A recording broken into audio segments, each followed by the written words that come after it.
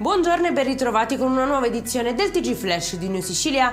In apertura è finita, dopo una lunga notte di ricerche, la fuga del 56enne con precedenti e scarcerato da poche settimane, accusato di aver accoltellato la moglie a Catania nel quartiere Picanello. L'uomo è finito in carcere, intanto la donna, operata d'urgenza al Cannizzaro, resta in gravi condizioni.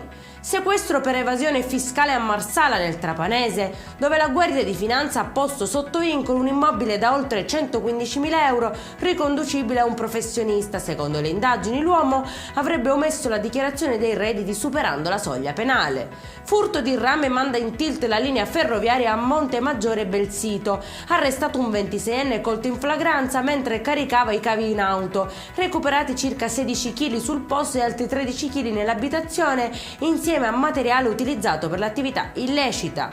Momenti di forte tensione all'aeroporto di Palermo, dove un uomo è riuscito a introdursi nell'area piste dopo aver scavalcato la recinzione, correndo tra i velivoli e facendo scattare l'allarme. Al momento del fermo è stato trovato anche con un coltello. In corso accertamenti per ricostruire l'accaduto e verificare eventuali criticità nei sistemi di sicurezza.